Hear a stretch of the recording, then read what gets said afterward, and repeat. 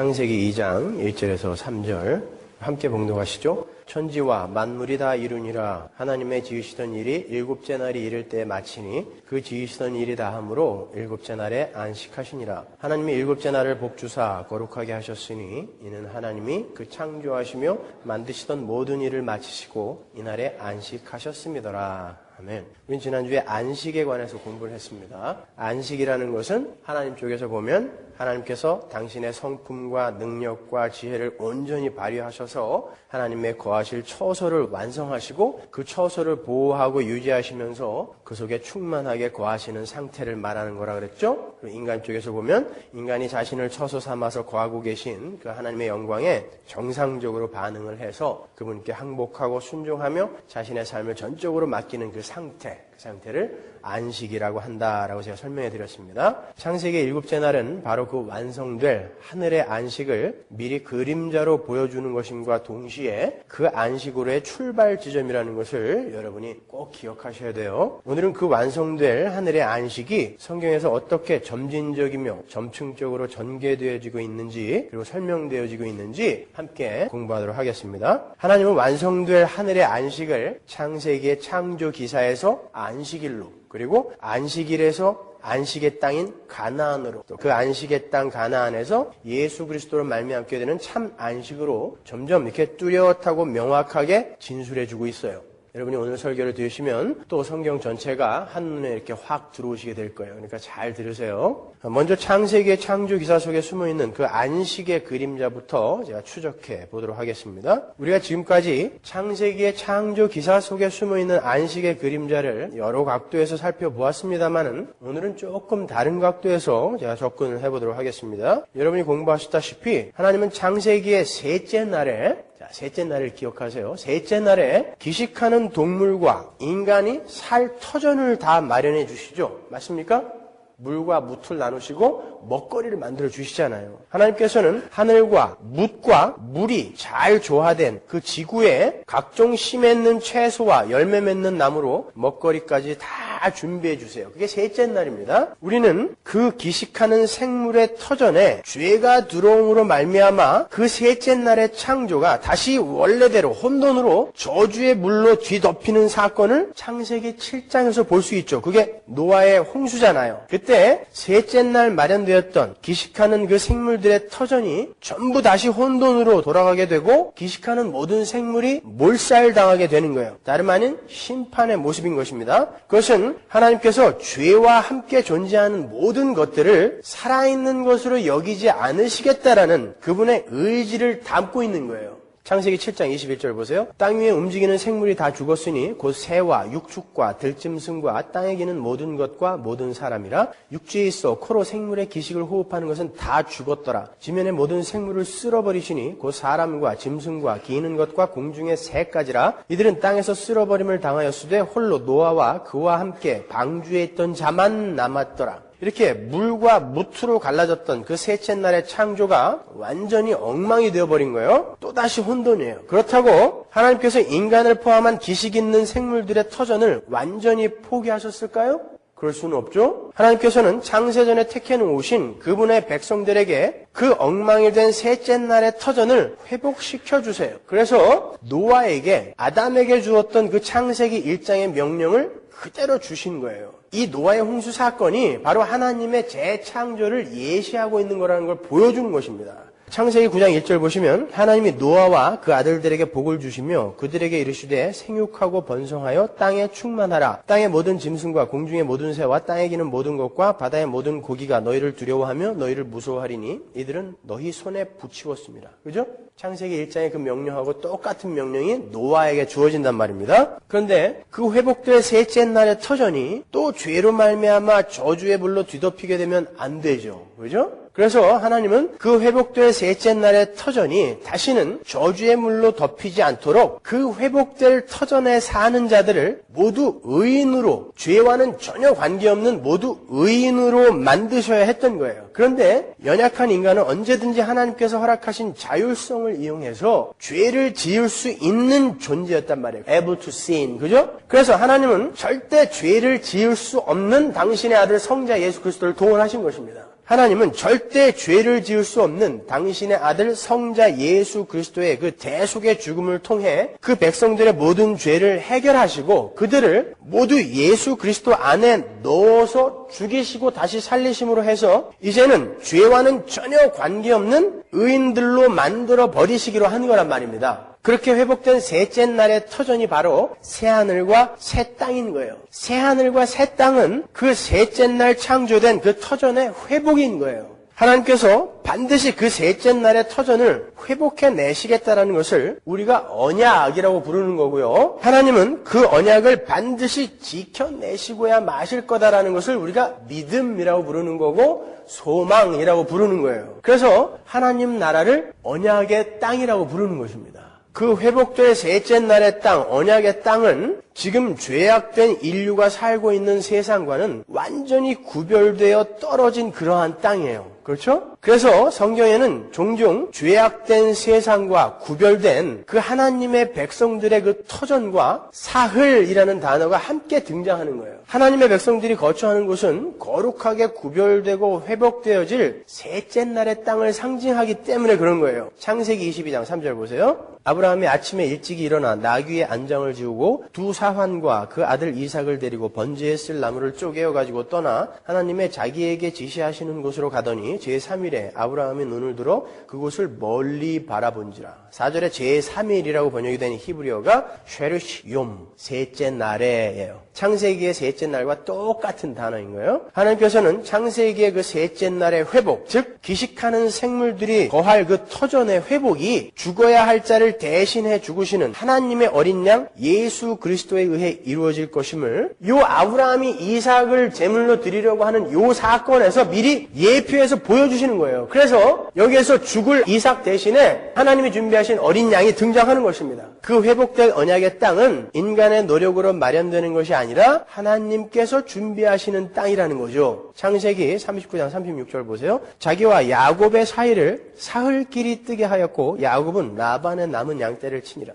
여기도 보시면 하나님의 택함을 입은 사람 야곱의 거처와 세상을 상징하는 외삼촌 라반의 거처가 사흘, 샤로시욤만큼 떨어져 있다라고 그래요. 하나님께서 회복하실 그 셋째 날의 터전, 언약의 땅은 죄악된 세상과 완전히 구별되고 떨어진 그러한 곳이라는 것을 보여주는 한 예란 말입니다. 창세기 40장 13절 보세요. 지금부터 사흘 안에 바로가 당신의 머리를 들고 당신의 전직을 회복하리니 당신이 이왕의 술 맡은 자가 되었을 때에 하던 것 같이 바로의 잔을 그 손에 받들게 되리이다. 19절 지금부터 사흘 안에 바로가 당신의 머리를 끊고 당신을 나무에 달리니 새들이 당신의 고기를 뜯어 먹으리이다 하더라. 이곳에는 사흘이라는 날이 새 생명을 얻거나 혹은 목숨을 잃는 것과 관계된 날로 등장하죠. 심판과 구원인 거예요.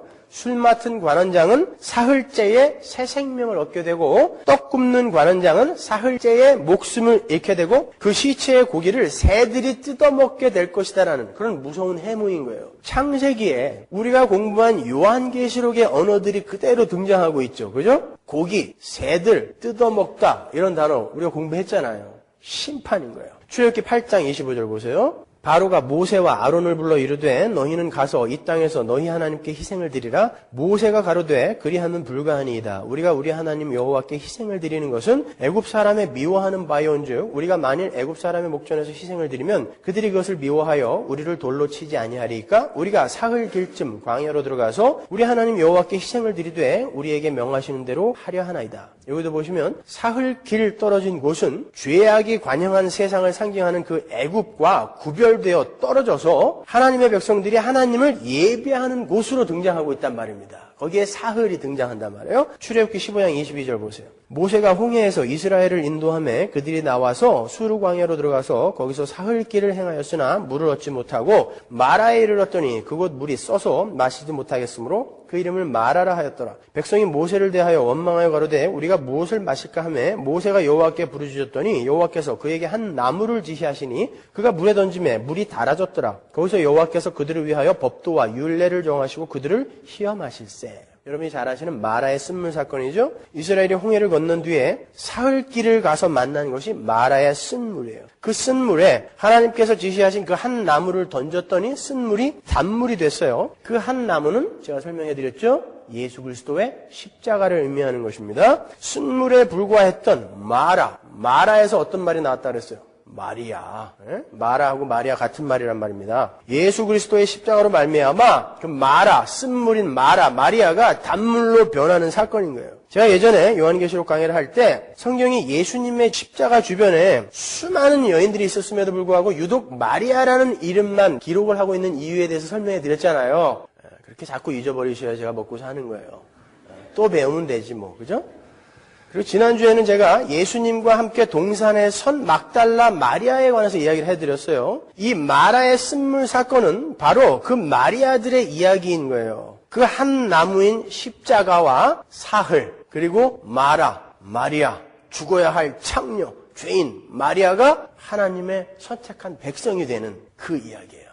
제가 지금 어디로 여러분을 끌고 가려고 하는지 점점 윤곽이 드러나죠? 제가 여러분 이 설교를 하려고 성경을 일주일 동안 창세기부터 계시록까지 한번 전체를 정독을 하고 왔단 말입니다. 잘 들으세요. 그러면 이제 여호수아가 이스라엘을 이끌고 약속의 땅 가나안에 들어가기 위해서 요단을 건너가는 장면을 한번 보자 말이에요. 여호수아 1장 11절 보세요. 진중에 두루 다니며 백성에게 명하여 이르기를 양식을 예비하라. 3일 안에 너희가 이 요단을 건너 너희 하나님 여호와께서 너희에게 주사 얻게 하시는 땅을 얻기 위하여 들어갈 것임이니라 하라. 3일 후에 유사들이 진중으로 두루 다니며 하나님의 택한 백성들이 요단을 건너 하나님께서 약속하신 언약의 땅으로 들어가는 장면이죠. 역시 상징이에요. 어김없이 11절에 셋째 날, 쉐리시 욤이라는 창세기의 셋째 날, 똑같은 단어가 등장해요. 그리고 3장 2절에도 똑같이 셋째 날이 나와요. 여기서 3일 후에라고 번역이 된 단어는 3일째 끝자락에라고 번역을 해야 맞아요. 3일 후에가 아니라 이렇게 성경에서 사흘째 날과 회복될 언약의 땅은 아주 긴밀한 관계가 있는 거예요. 여러분이 익히 아시는 것처럼 언약의 땅, 그 회복될 셋째 날의 터전은 바로 하나님 나라를 상징하는 거예요. 그런데 그 하나님 나라는 하나님께서 준비하신 하나님의 어린 양 예수 그리스도의 죽으심과 부활하심으로 말미암아 이루어지게 되는 거죠. 그래서 예수 그리스도께서 셋째 날 쉐리시 욤에 부활하시는 거예요. 예수님께서 하루도 아니고 이틀도 아니고 일주일도 아니고 딱 셋째 날에 부활하셔야 하는 이유가 바로 거기 있는 것입니다. 아시겠죠? 제가 지금 설명해드린 그 전체의 내용이 일곱째 날의 안식 속에 들어있는 거예요. 우리는 창세기의 셋째 날과 일곱째 날의 그 안식을 보면서 하나님은 그렇게 언제든지 타락할 여지가 있는 어두움과 빛, 그리고 뭇과 바다가 공존하는 이 세상에서도 반드시 안식을 완성해 내시고야 마시는 분이라는 것을 배우는 거예요. 셋째 날에서 일곱째 날을 이렇게 보면서. 아시겠죠? 지금까지는 창세기의 셋째 날과 일곱째 날을 통해서 하나님께서 준비하신 참 안식이 우리에게 어떻게 주어지게 되는지를 살펴봤어요. 자, 이제 두 번째로 이 참 안식의 그림자가 율법의 안식일 속에 어떻게 담겨 있는지를 한번 살펴보겠습니다. 창세기 일곱째 날에서 시작된 그 율법 속의 안식일이 어떻게 참된 안식으로 향하고 있는 것인지를 한번 알아보자고요. 오늘 본문 3절로 다시 한번 가보죠. 하나님이 일곱째 날을 복주사 거룩하게 하셨으니 이는 하나님이 그 창조하시며 만드시던 모든 일을 마치시고 이날에 안식하셨음이더라. 여기에 안식일을 이해하는 아주 중요한 키가 나와요. 성경은 하나님께서 일곱째 날에 복을 주셨고 일곱째 날을 거룩하게 하셨다라고 진술하고 있어요. 우리가 알고 있는 복은 생물이나 물질 위에 주어지는 게 맞죠? 우리가 알고 있는 복은. 근데 여기에는 지금 시간 위에 그 복과 거룩이 주어져 있단 말입니다. 그죠? 그러니까 인간들이 생각하는 복과 거룩과 하나님이 말씀하시는 복과 거룩이 다르다라는 것입니다. 하나님께서 그렇게 시간에 복과 거룩을 주셨다라는 말은 하나님이 복을 쏟아부으셔서 거룩하게 구별시키실 그 참 안식의 땅은 물질과 공간의 감각 세계가 아닌 시간의 세계라는 메시지를 담고 있는 거예요. 제가 여기에 대해서는 에베소서 강의 때 아주 자세하게 설명해 드리는 게 있으니까 그걸 참고해서 들으세요. 많은 분들이 헬라의 공간적 이원론으로 하나님 나라를 이해하고 계세요. 우리가 사는 이 땅과 하나님 나라는 공간적으로 나누어져 있다고 생각을 하는 것입니다. 그러니까 하나님 나라가 이 땅에 와 있다는 말을 이해를 못하는 것입니다. 성경이 말하는 하나님 나라는 공간적 이원론이 아니라 시간적 이원론으로 이해를 해야 하는 거예요. 우리는 하나님과 영원히 함께 할 시간을 기다리는 것이지 너무나 좋은 어떤 공간을 기다리는 게 아니란 말입니다. 그래서 아직 하나님 나라라는 그 가시적인 공간이 오지 않았음에도 불구하고 하나님 나라가 이 땅에 지금 들어와 있다라고 이야기를 하는 거예요. 왜? 이 땅에서 하나님과 함께 거하는 시간을 살고 있는 사람들이 지금 있기 때문에 그런 것입니다. 그래서 천국이 하나님 나라가 이 땅에 와 있다라고 이야기하는 거예요. 물론 그 시간이라는 것은 나중에 이게 공간과 이게 합쳐지게 될 거예요. 그래서 그것은 너무 좋은 것일 거예요. 그래서 나중에는 사람과 땅에 복과 거룩이 부어지는 장면도 나오게 되는 거예요. 구약 성경에. 그러나 너무 좋은 곳이기 때문에 우리가 가고 싶어 하는 것이 아니라 하나님과 함께 시간을 보낼 곳이기 때문에 가는 거란 말입니다. 그래서 여러분은 이 땅에서 천국을 기다리는데 그곳은 너무너무나 좋은 거야. 하나님이 그곳에서 우리에게 너무너무 좋은 곳을 주실 거야 라는 마음으로 기다리시면 안 되는 거고 그곳에는 지금 내가 하나님과 함께 거하는 것처럼 영원히 이제 하나님과 함께 거하게 될 곳이니까 참 좋을 거야. 그 하나님과 함께 거한다면 초가삼간이라도 괜찮아가 바로 여러분이 천국을 기다리는 모습이어야 되는 것입니다. 그래서 복과 거룩이라는 단어가 이 시간에 가장 처음 쓰인 거예요. 하나님은 그렇게 안식일이라는 시간 안에 복과 거룩이라는 씨앗을 심어 놓으신 거예요. 그 안식일은 복과 거룩의 실체를 담고 있다는 것입니다. 창세기 7째 날의 그 안식일은 우리가 앞서 죄로 말미암아 엉망이 되어버린 그 셋째 날의 터전이 어떻게 7째 날의 안식으로 가게 되었는지를 살펴보았어요. 어떻게 그 셋째 날의 터전이 언약의 땅으로 회복이 되었죠? 예수 그리스도의 십자가로 말미암아 회복이 됐잖아요. 그러면 우리가 이 두 번째 그림자 속에서도 예수 그리스도를 찾아내면 되는 거예요. 그죠? 지금부터 한번 찾아보자고요. 출애굽기로 가면 하나님께서 안식일을 언약의 표징이다라고 부르는 장면이 나와요. 출애굽기 31장 13절 보세요. 너는 이스라엘 자손에게 고하여 이르기를 너희는 나의 안식일을 지키라. 이는 나와 너희 사이에 너희 대대의 표징이니 나는 너희를 거룩하게 하는 여호와인 줄 너희로 알게 함이라. 너희는 안식일을 지킬지니 이는 너희에게 성일이 됨이라. 무릇 그날을 더럽히는 자는 죽일지며 무릇 그날에 일하는 자는 그 백성 중에서 그 생명이 끊쳐지리라. 엿새 동안은 일할 것이나 제7일은 큰 안식일이니 여호와께 거룩한 것이라. 무릇 안식일에 일하는 자를 반드시 죽일지니라. 이같이 이스라엘 자손이 안식일을 지켜서 그것으로 대대로 영원한 언약을 삼을 것이니 이는 나와 이스라엘 자손 사이에 영원한 표징이며 나 여호와가 엿새 동안에 천지를 창조하고 제7일에 쉬어 평안하였음이니라 하라. 하나님께서 복을 부으시고 거룩하게 구별하신 안식일은 하나님의 언약의 표징이라는 거예요. 그러면 하나님께서 하나님의 택하신 백성에게 하신 언약이 무엇인지를 알아야 되겠죠? 언약의 표징이 안식일이라면, 그죠? 창세기 17장 7절 보세요. 내가 내 언약을 나와 너와 내 대대 후손의 사이에 세워서 영원한 언약을 삼고 너와 내 후손의 하나님이 되리라. 내가 너와 내 후손에게 너의 우거하는 이 땅 곧 가나안 일경으로 주어 영원한 기업이 되게 하고 나는 그들의 하나님이 되리라. 하나님의 언약이라는 것은 너희는 내 백성이 되고 나는 너희의 하나님이 될 것이다가 하나님의 언약이에요. 그런데 안식일이 어떻게 이 언약의 표징이 되는 것이죠? 이스라엘이 시내산에서 율법을 받기 전까지 이 세상에서 7 days life cycle을 가진 민족이 하나도 없었어요. 지금은 생활 주기가 전 세계 공통으로 일주일이 되었지만 그 전에는 그렇게 7 days life cycle을 가진 민족이 하나도 없었습니다. 예를 들어서 달신을 섬기던 바벨론은 그 생활 주기가 달마다 돌아갔어요. 일주일이 아니라 monthly cycle이었죠. 그리고 태양신을 섬기던 이집트의 라이프 사이클은 하루였어요. 하루, one day life cycle이었어요. 그리고 이시스나 오시리스 같은 그런 계절신을 섬기던 알렉산드리아 같은 나라는 한 계절이 그들의 라이프 사이클이었어요. 그 가운데 시내산에서 유독 이스라엘이 7 days life cycle을 받게 된 거예요. 이스라엘이 7째 날을 안식일로 지키게 됨으로 해서 이스라엘이 유일하게 전 세계에서 유일하게 7 days life cycle을 가지게 된 거예요. 하나님은 이스라엘 백성들이 7 days life cycle로 살면서 일주일마다 안식일을 지킴으로써 세상의 모든 잡신들은 전부 가짜고 오직 여호와만이 창조주시고 오직 이스라엘만이 진짜 하나님의 언약 백성이라는 것을 증거하며 살게 하신 거예요. 그래서 하나님께서 안식일을 언약의 표징이라고 하는 것입니다.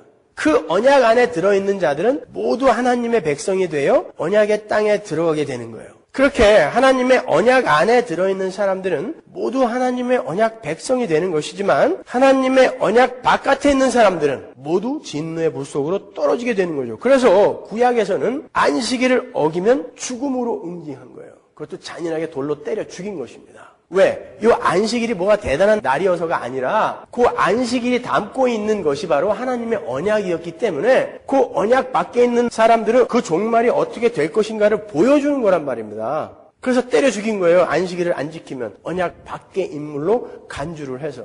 그런데 그 하나님의 언약은 어떠한 방법으로 완성이 됐죠? 어떻게 해서 죄인들이 언약의 백성들이 됐습니까?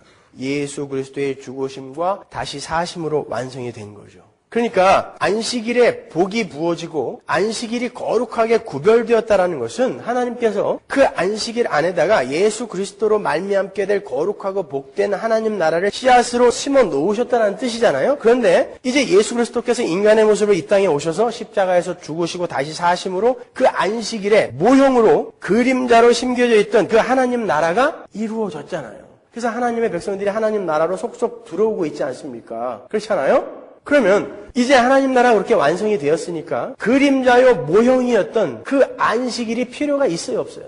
실체가 왔는데 필요 없죠. 그러면 여전히 안식일을 주장하는 사람들은 뭐예요? 성경이 무슨 이야기를 하는지를 아직 모르는 것입니다.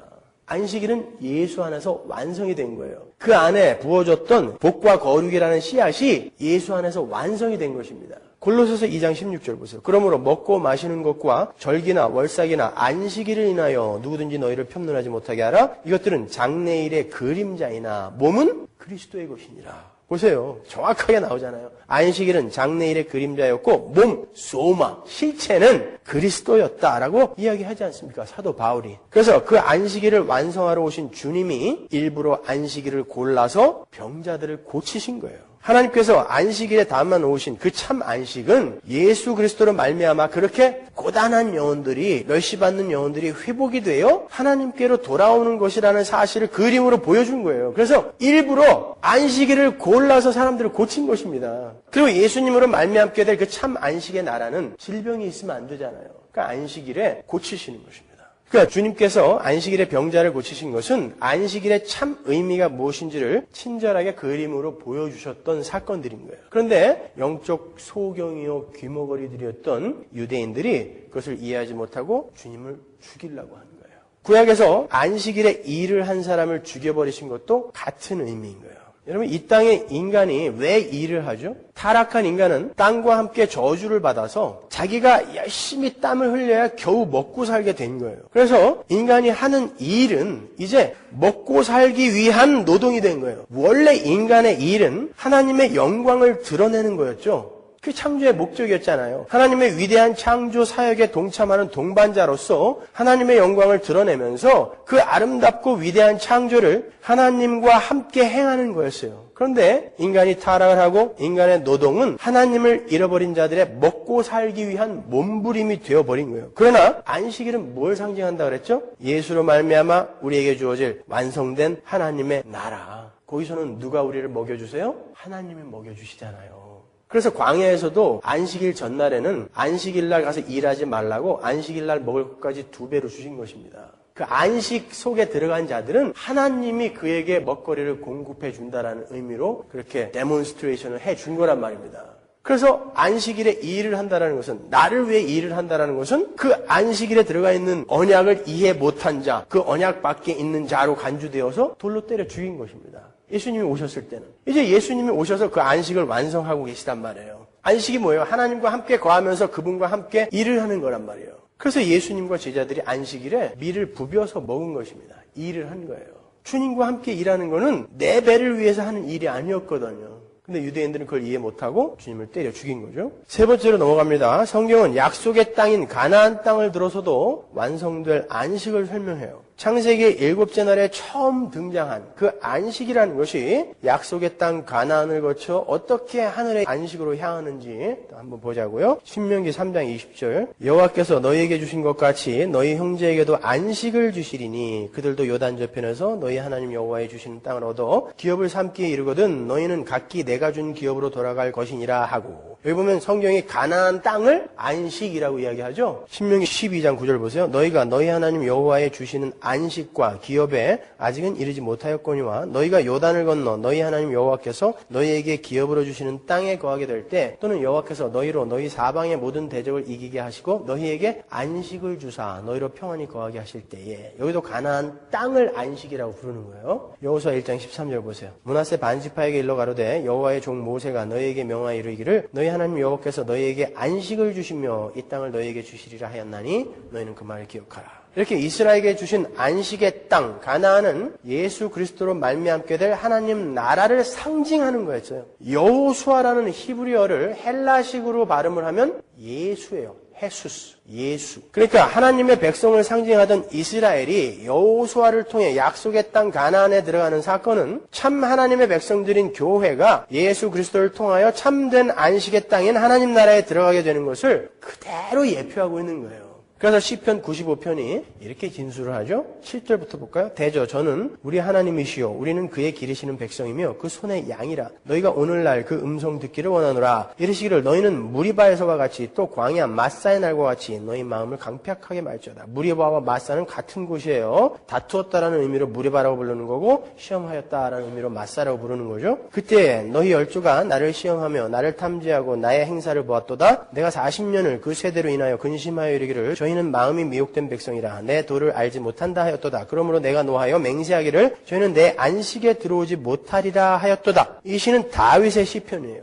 그러니까 이 시가 기록된 때는 이스라엘이 안식의 땅 가나안에 들어간 지 440년 후인 것입니다. 근데 7절을 보면 다윗은 오늘날이라는 단어를 써서 이스라엘에게 안식에 들어가기를 힘써라 라고 권고하고 있는 거예요. 그 내용을 요약하면 이런 거예요. 이스라엘아, 너희 조상들이 광야에서 불순종함으로 안식에 들어가지 못했던 것을 기억하고 너희도 하나님의 음성을 외면치 말고 순종하여 안식에 들어가도록 해야 한다라고 하는 거예요. 그러면 광야에서 죽은 사람들 말고 가나안 땅에 들어간 이스라엘 사람들도 있잖아요. 그들은 뭐예요? 어디를 들어간 거예요? 그러면은 유대인들이 생각하는 것처럼 만일 가나안 땅이 정말 안식의 땅의 실체였다면 이미 가나안 땅에 들어간 지 440년이 지난 뒤에 다윗을 통해 또다시 들어가라 말씀하시는 그 안식은 도대체 뭐냔 말이에요. 그러니까 가나안 땅은 상징이었단 말입니다. 안식의 상징. 그 시편 95편을 히브리서 기자가 아주 명쾌하게 해설을 해줍니다. 히브리서 3장 15절로 가볼까요? 성경에 일렀을 오늘날 너희가 그의 음성을 듣거든 노하심을 격동할 때와 같이 너희 마음을 강팍해 하지 말라 하였으니 듣고 격노케 하던 자가 누구뇨? 모세를 쫓아 애굽에서 나온 모든 이가 아니냐? 또 하나님이 40년 동안에 누구에게 노하셨느뇨? 범죄하여 그 시체가 광야에 엎드러진 자에게가 아니냐? 또 하나님이 누구에게 맹세하사 그의 안식에 들어오지 못하리라 하셨느뇨? 곧 순종치 아니하던 자에게가 아니냐? 이러보건대 저희가 믿지 아니함으로 능히 들어가지 못한 것이라. 그러므로 우리는 두려워할지니 그의 안식에 들어갈 약속이 남아있을지라도 너희 중에 혹 미치지 못할 자가 있을까 함이라. 저희와 같이 우리도 복음 전함을 받은 자이나 그러나 그 들은 바 말씀이 저희에게 유익되지 못한 것은 듣는 자가 믿음을 화합지 아니함이라. 이미 믿는 우리들은 저 안식에 들어간도다. 그 말씀하신 바와 같으니 내가 노하여 맹세한 바와 같이 저희가 내 안식에 들어오지 못하리라 하셨다 하였으나 세상을 창조할 때부터 그 일이 이루었느니라.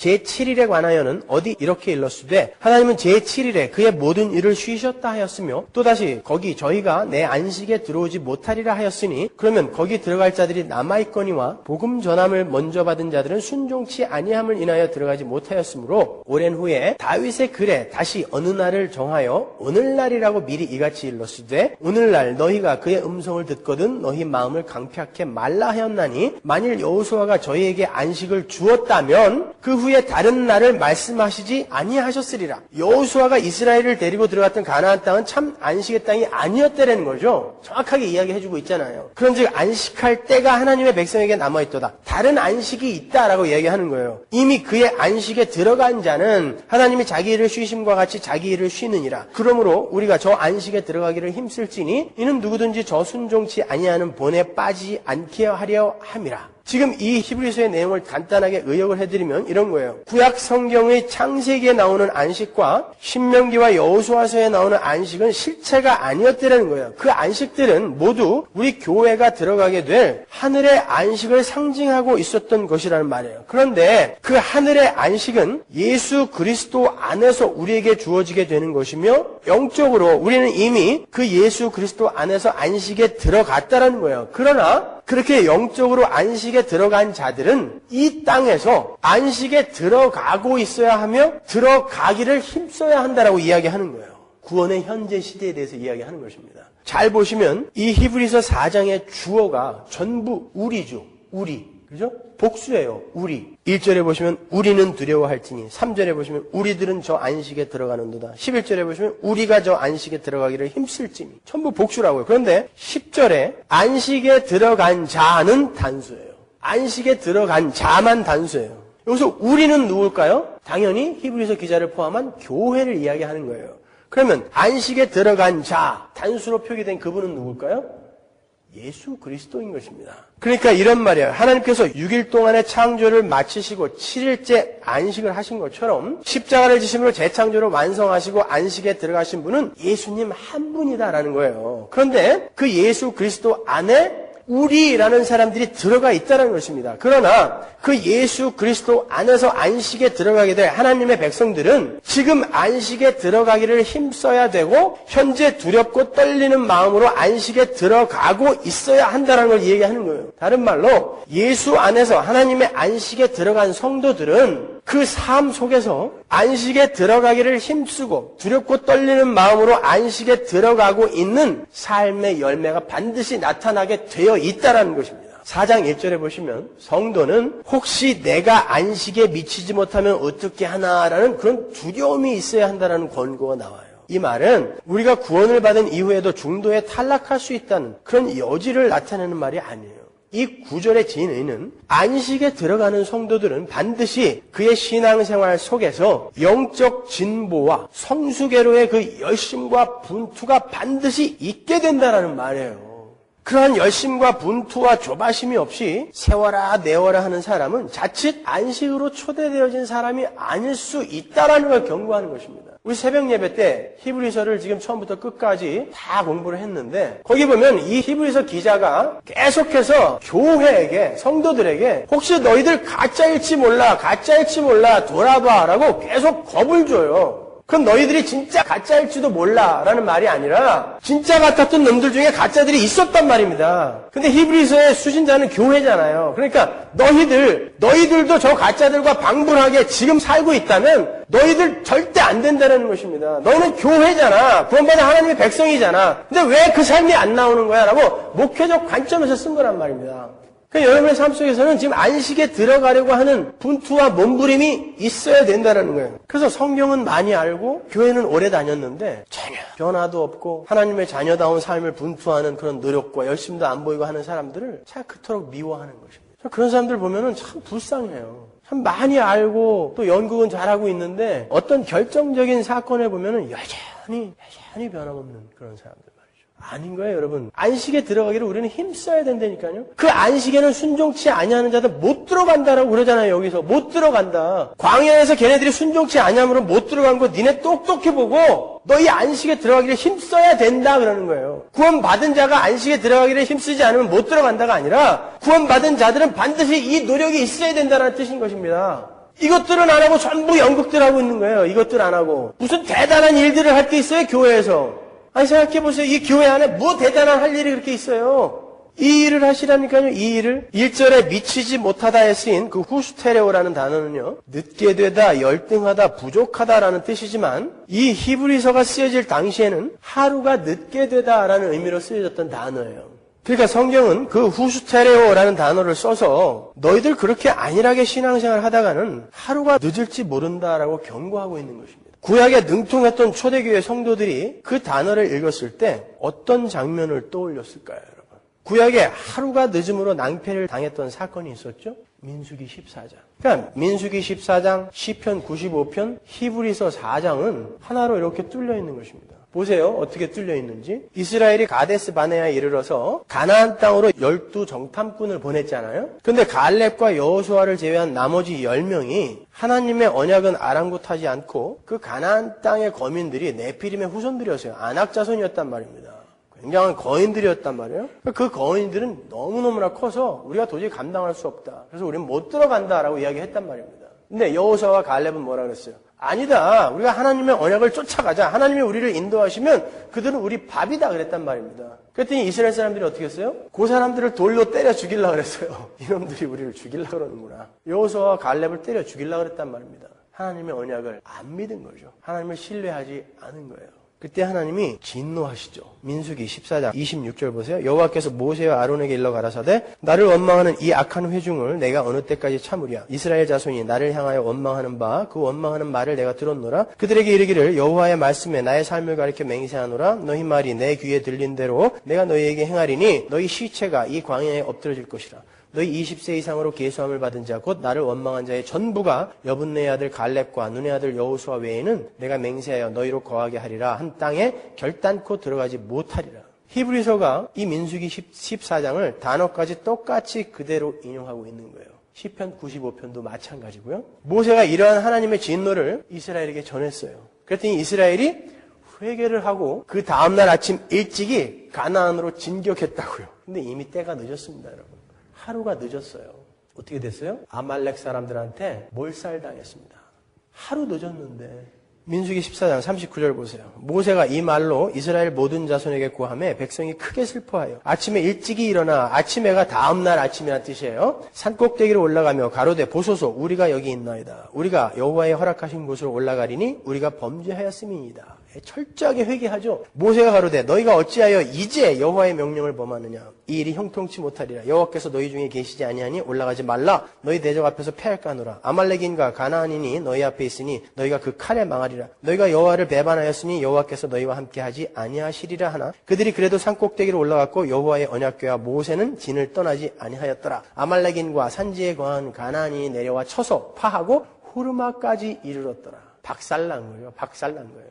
그냥 하루 전에 갈렙의 말을 들었을 때 순종하고 하나님의 언약과 그분의 능력을 신뢰하고 가나안으로 진격을 했다면 이스라엘은 광야에서 40년을 보낼 필요가 없었어요. 요 일 때문에 이스라엘이 40년 광야를 헤매게 된 것입니다. 딱 하루가 늦는 바람에 여호수아와 갈렙을 제외한 출애굽 1세들이 모두 다 광야에서 시체가 된 거예요. 바로 이 사건을 히브리서 기자가 인용해다가 성도들에게 경고를 하고 있는 거예요. 너희들 하루가 늦을 수 있다. 너희들 오늘 일을 내일로 미루지 마. 하루가 늦을 수 있다. 그러는 것입니다. 여러분, 우리가 마땅히 성도로서 해야 할 분투와 열심과 진지함과 성실함을 자꾸 뒤로 미루다 보면 하루가 늦을 수 있는 거예요. 여러분이 이 강단에서 뿌려지는 그 경고를 계속해서 무시하시면 하루가 늦으실 수 있는 것입니다. 에이, 그까짓 하루? 아니요. 그 하루 때문에 시체되는 것입니다. 하루 때문에 사망으로 가는 것입니다. 오늘 결단하는 거예요, 우리는요. 지금 사시는 것입니다. 그래서 제가 이렇게 여러분에게 외치는 거죠. 제가 여러분과 무슨 감정이 있겠습니까? 저도 여러분한테 칭찬받고 인기 끌며 그렇게 살고 싶어요. 제가 얼마나 따뜻한 사람인지 아십니까? 우리 집사람한테 물어보세요. 근데 제가 왜 매주 이렇게 여러분들에게 인기 없는 설교를 하는지 아세요? 하루가 늦을까 봐. 저는 제 이야기를 하는 게 아니라 하나님의 백성들에게 하시는 권고를 있는 그대로 전달하는 거예요. 제가 무슨 예화를 씁니까? 뭘 씁니까? 있는 그대로 전달해 드리는 거예요. 저한테 감정을 갖지 마시고 하나님께로 돌아오시라니까요. 왜 저를 무슨 저승사자 보듯 그렇게 대하세요? 어제도 우리 청년들 회장단하고 조장들을 불러다가 제가 밥을 한 끼 먹이려고 불렀더니 애들이 사시나무 떨도 떨고 있어요. 가보니까. 혹시 또 뭐 혼날까 봐. 제가 여러분을 왜 혼냅니까? 하루 늦을까 봐 그런다니까요. 그렇게 끌고 왔으니까 우리 청년들이 이나마 된 거예요. 처음 저 만났을 땐 가관도 아니었어요, 진짜. 자기 부인 하라 그랬더니 노트에다가 마이 와이프 막 이렇게 써.